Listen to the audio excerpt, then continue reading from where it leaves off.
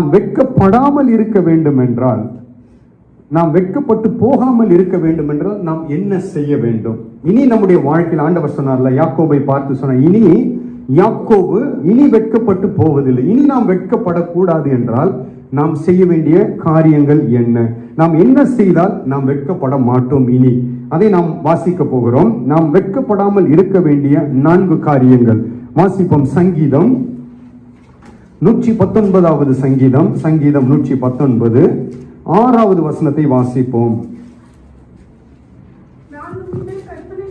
நான் உம்முடைய கற்பனைகளை எல்லாம் கண்ணோக்கும் பொழுது வெட்கப்பட்டு போவதில்லை. முதலாவது நாம் வெட்கப்படாமல் இருக்க வேண்டும் என்றால் நாம் என்ன செய்ய வேண்டும்?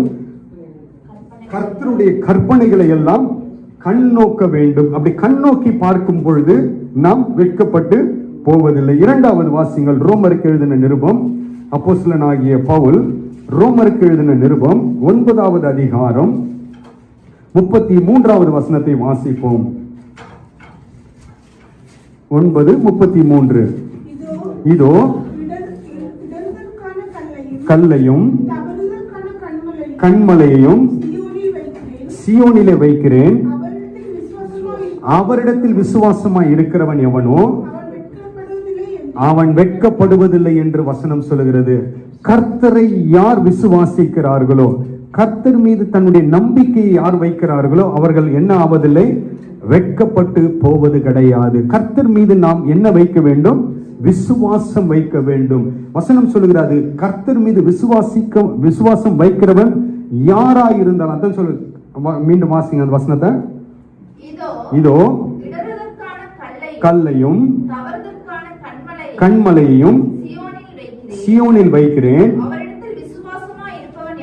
அவரிடத்தில் விசுவாசமாய் இருப்பவன் எவனோ, யாராயிருந்தாலும் அவர்கள் வெட்கப்பட்டு போவதில்லை. அவன் எந்த ஜாதியா இருக்கட்டும், எந்த மதத்தவனாய் இருக்கட்டும், யார் ஒருவை ஆண்டவராகிய இயேசு கிறிஸ்துவின் மீது விசுவாசம் வைக்கிறார்களோ அவர்கள் வெட்கப்பட்டு போவது கிடையாது. ஹல்லேலூயா. முதலாவது நாம் ஆண்டவருடைய வேதத்தை கண்ணோக்கி பார்க்கும் பொழுது நாம் வெட்கப்படுவதில்லை. 2வது, அவர் மீது விசுவாசமாய் இருக்கிறவர்கள் வெட்கப்பட்டு போவதில்லை. 3வது வாசிப்போம். பிலிப்பியர் 1வது அதிகாரம் 20வது வசனத்தை வாசிப்போம். அப்போஸ்தலனாகிய பவுல் பிலிப்பியருக்கு எழுதின நிருபம் 1வது அதிகாரம் 20வது வசனத்தை வாசிக்கலாம். நான் ஒன்றிலும் வெட்கப்பட்டு போகாமல் எப்பொழுதும் போல இப்பொழுதும் ஜீவனாகிலும் கிறிஸ்து என் சரீரத்தினால் மகிமைப்படுவார் என்று எனக்கு உண்டாயிருக்கிற வாஞ்சைக்கும் நம்பிக்கைக்கும் தக்கதாய் அப்படியே முடியும்.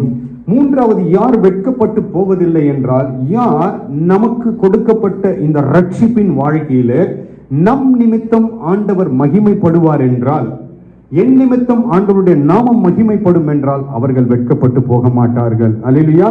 உங்கள் நிமித்தம் ஆண்டவருடைய நாமம் மகிமைப்படும் என்றால், அது எந்த இடமா இருந்தாலும் பரவாயில்லை. நீங்கள் இருக்கிற குடும்பமாய் இருக்கட்டும், வேலை ஸ்தலமாய் இருக்கட்டும், நண்பர்களாய் இருக்கட்டும், எதுவாய் இருக்கட்டும், எந்த இடத்திலாகிலும் உங்களை கொண்டு ஆண்டவருடைய நாமம் மகிமைப்படும் என்றால் நீங்கள் வெட்கப்பட்டு போக மாட்டீர்கள்.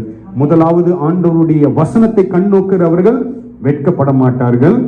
2வது, அவர் மீது விசுவாசமாய் இருக்கிறவர் வெட்கப்பட மாட்டார்கள். 3வது, யார் நிமித்தம் ஆண்டவருடைய நாமம் மகிமைப்படுகிறதோ அவர்கள் 4வது, 1 யோவான் 2வது அதிகாரம் 1 யோவான் 2வது அதிகாரம் 28வது வசனத்தை வாசிப்போம்.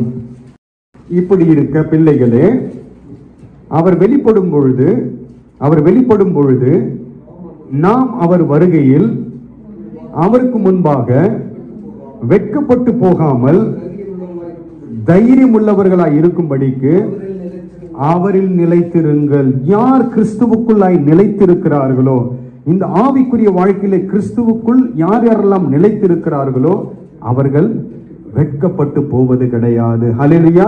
இந்த 4 காரியங்களை நாம் பார்த்தோம். 1, யாரெல்லாம் கற்பனைகளை கண்ணோக்குகிறார்கள், யாரெல்லாம் விசுவாசமாய் இருக்கிறார்கள், யார் யார் நிமித்தம் தேவனுடைய நாமம் மகிமைப்படுகிறது, யார் யாரெல்லாம் அவரில் நிலைத்து இருக்கிறார்கள். இந்த 4 காரியங்களை செய்கிறவர்கள் இனி அவர்கள் வெட்கப்பட்டு போவது கிடையாது. ஆமென்.